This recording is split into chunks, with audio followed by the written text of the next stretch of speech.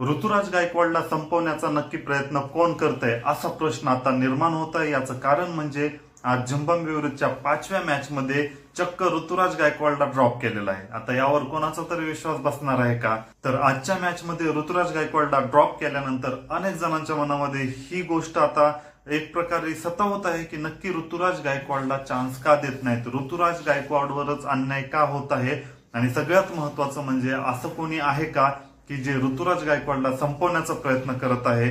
हाच प्रश्न आता सगळ्यात मोठा आहे। याचं कारण म्हणजे ऋतुराज गायकवाडचा जर तुम्ही फॉर्म बघितला तर त्याला बाहेर बसवण्याचं कारणच काही नव्हतं। आता बऱ्याच वेळेस असं करू शकतात की जर आपली टीम सिरीज जिंकत आले असेल तर जे मेन प्लेयर आहेत किंवा ज्यांना रेस्टची गरज आहे अशांना बाहेर ठेवलं जातं, परंतु ऑलरेडी ऋतुराज गायकवाडला तुम्ही T20 वर्ल्ड कप मध्ये घेतलं नव्हतं, तो रेस्टच करत आहे IPL पासून आणि त्याला बाहेर बसवण्याचा प्रश्नच नव्हता।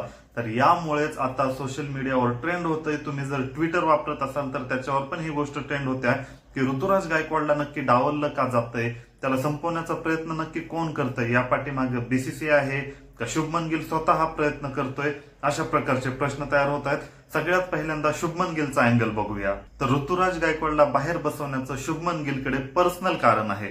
आता आपल्याला पण माहित आहे की ऋतुराज गायकवाड हा ओपनर आहे, शुभमन गिल हा ओपनरच आहे आणि म्हणजे झिम्बाब्वे दौऱ्यात तर 4 इंडियाचे ओपनर आहेत, त्याच्यामुळे ते कॉम्पिटिशन ऑलरेडी झालेलं आहे। परंतु सध्या आपण फक्त गिलच्या अँगलनुसार बघू, कारण कॅप्टन हा शुभमन गिल आहे। तर जर गिलच्या मनामध्ये असतं तर ऋतुराज गायकवाडला ओपनिंग करू दिले असते, परंतु त्यानं तसं केलं नाही।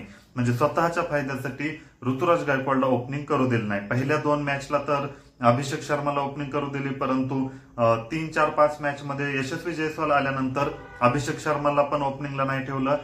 शुभमन गिल आणि यशस्वी जयस्वाल ओपनिंग करत होते आणि मागे एका इंटरव्ह्यू मध्ये बोलताना शुभमन गिल असा म्हटलं होतं की मला 3rd पोझिशन चालू शकते, म्हणजे 1 डाऊनला तो येऊन खेळू शकतो। मग जर तुम्ही स्वतःच सांगितलं होतं की मला 3rd पोझिशन चालते, मग आता एवढं ओपनिंग मध्ये कॉम्पिटिशन असताना तुम्ही ओपनिंग का करताय, हा मेन प्रश्न तयार होतो।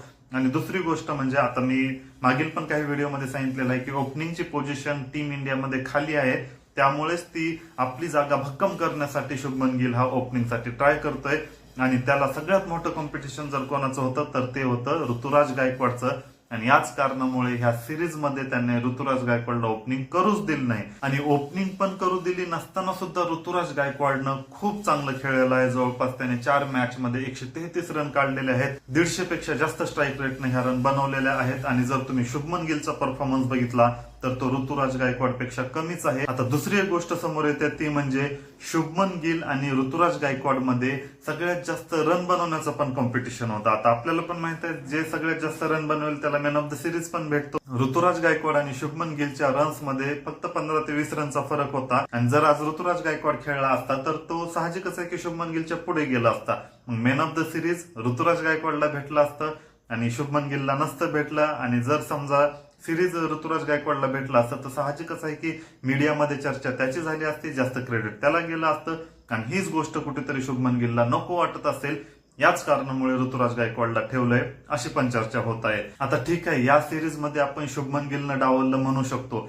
परंतु जर IPLचा परफॉर्मन्स बघितला तर ऋतुराज गायकवाडने यावेळेस चेन्नईची कॅप्टनशिप केली होती आणि आपल्या टीमला 5 नंबर पर्यंत पोहोचवलं होतं आणि तेच बघायला आणि स्वतः इंडिव्हिज्युअली पण त्यानं जवळपास 500 पेक्षा अधिक रन बनवलेल्या होत्या आणि तेच बघायचं झालं शुभमन गिलचं रन पण कमी बनवल्या होत्या, त्यांची टीम शेवटून 2 का 3 नंबरला होती आणि एवढं सगळं असताना पण T20 वर्ल्ड कप मध्ये रिझर्व्ह प्लेअर मध्ये ऋतुराज गायकवाडची निवड न होता निवड होत्या शुभमन गिलची। मग आता ही निवड तर BCCI ने केलेली होती, तर ह्या झिम्बाब्वे सिरीज मध्ये शुभमन गिल डावलतोय आणि जेव्हा सिलेक्शन करायचं असतं तेव्हा BCCI डावलत्या, असा प्रश्न तयार होत आहे। आणि जेव्हा आता सगळ्याच गोष्टीचा विचार केला तर ऋतुराज गायकवाड T20 फॉर्मॅटमध्ये गिलपेक्षा भारीच आहे सगळीकडून, सगळ्या अँगलनी। मग अशा वेळी जेव्हा झिम्बाब्वे विरुद्ध तुम्ही टीम निवडली तेव्हा ऋतुराज गायकवाडला का कॅप्टन केलं नाही, तेव्हापासून BCCI वर पण प्रश्न तयार होत आहेत।